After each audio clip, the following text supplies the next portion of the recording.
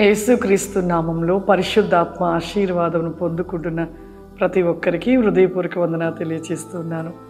ఈరోజు పరిశుద్ధాత్మ దేవుడు మనకిస్తూ ఉన్న వాగ్దానము యోబు గ్రంథము 3వ అధ్యాయము 22వ వచనము.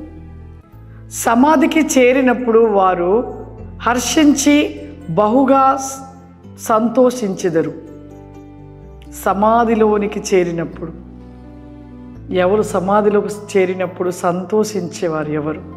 పరలోకము చేర్చబడిన వారు, నిత్య రాజ్యంలో ఉన్నవారు. వారు పరలోకానికి చేరినప్పుడంట వారికి అక్కడ ఎలా బహు సంతోషించెదరు అంటున్నాడు. నిజమే, వాస్తవం. దేవుని సన్నిధానమైన ఆ పరలోక పట్టణములో ఎప్పుడూ సంతోషమే, ఎప్పుడూ ఆనందమే. ఆ గొప్ప వెలుగైన రాజ్యంలో ప్రవేశించుట, ఆ స్థలములో ఆనందము సంతోషం తప్ప అక్కడ ఏదీ ఉండదు. నిత్య నరకాగ్నిలో మాత్రం ఎప్పుడు దుఃఖము, వేదన, పళ్ళు కొరుకుట, భయంకరమైన యాతన నిత్య నరకాగ్నిలో ఉంటూ ఉంటుంది.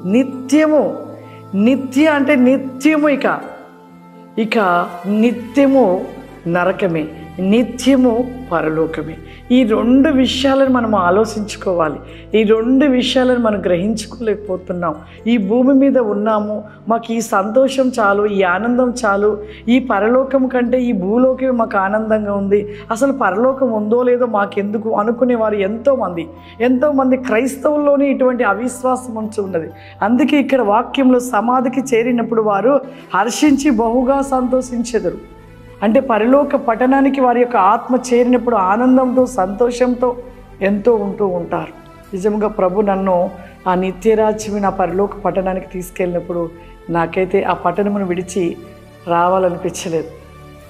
నిజంగా నా ఆత్మ ఆ స్థలానికి వెళ్ళినప్పుడు ప్రభు చూపించిన ఆ వెలుగైన రాజ్యము, ఆ పట్టణము, ఆ వెలుగులు, ఆ ఆనందమైన ఆ వెలుగు, ఆ బంగారపు నేల, ఎటు చూసిన బంగారపు వీధులు, బంగారపు నివాస స్థలములు, బంగారపు కోటలు, బంగారపు స్థలాలు, బంగారపు సింహాసనములు, అవన్నీ చూస్తూ ఉండగా ఎంత ఆనందం అనిపించిందో.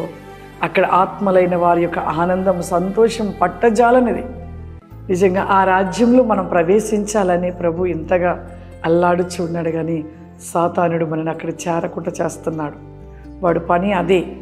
వాడికి దక్కని సింహాసనము ఈ నరులైన వారికి దక్కొద్దు, నాకు దక్కని ఆ రాజ్యము అక్కడికి ఈ నరులైన వారు అక్కడ ప్రవేశించవద్దు అని సాతానుడు ప్రతి మనిషిని మోసపరుస్తూ భయంకరమైన పాపంలో పడవేస్తున్నాడు. ఇదంతా మనకు తెలుసు. అయినా కానీ మన మనసు ఎడిపోతూ ఉంటుందంటే ఆ నిత్య నరకాన్ని వెతుకుతూ ఉంటుంది, ఆ పరలోకాన్ని వెతకరు. నిత్య నరకమైన సంబంధమైన పాపంలోనే మనసు పెట్టుకొని పాపంతోనే జీవిస్తున్నారు ప్రియులారా. నిజంగా ప్రభు ఇంతగా మనకి ఈ పరిశుద్ధ గ్రంథంలో ఎందుకు వివరిస్తూ ఇంతగా చెప్తున్నాడంటే మార్చబడుట కోసము.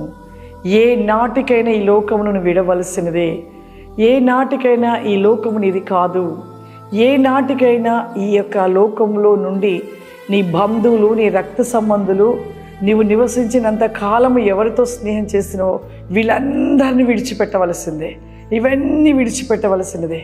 కానీ నీవు చేరవలసిన గమ్యాన్ని వెతకలేకపోతున్నావు, నువ్వు చేరవలసిన స్థానాన్ని వెతకలేకపోతున్నావు, కనుగొనలేకపోతున్నావు. నీకు వివరించి చెప్పినా కూడా అర్థం చేసుకోలేక పాపంలో జీవిస్తూ, పాపంలో పరిగెడుతూ నిత్య రాజ్యమైన ఆ పట్టణాన్ని, ఆ సంతోషమైన రాజ్యాన్ని చేరలేని వారిగా ఉంటూ ఉన్నారు. కాబట్టి ప్రతి ఒక్కరూ కూడా ఈ లోక సంబంధమైన భూ సంబంధం అన్నీ విడిచిపెట్టండి. ఆ పరలోక రాజ్యము కోసము ప్రయాసపడండి, పరుగులెట్టండి, ప్రయత్నించండి. మీ పాపాన్ని విడిచిపెట్టడానికి మీరు ప్రయత్నిస్తూ పట్టుదలతో మీరు ప్రార్థించినట్లయితే దేవుడు మిమ్మల్ని విడిపించి రక్షించి ఆ నిత్య రాజ్యపు వారసులుగా చేస్తాడు. హల్లెలూయా. అందరు కళ్ళు మూసుకున్నట్లయితే ప్రార్థన చేసుకుందాం. సర్వశక్తివంతుడా, దయగల తండ్రి, నీకు వందనాలు చెల్లిస్తున్నామయ్యా. ఈ లోకంలో మాదంటూ ఏది లేదు ప్రభా, మాకంటూ ఉన్నది నీవు మాత్రమే తండ్రి. నీవు తప్ప మాకెవ్వరూ లేరు పరిశుద్ధాత్ముడా. దేవా, నీ మాటలు వినిచు, లోబడిచు, నీ మాట ప్రకారం నడిచిన వారు నిత్యరాజ్యపు వారసులుగా నిత్యరాజ్యంలో నిలిచి ఉంటారని సెలవిస్తున్నాం.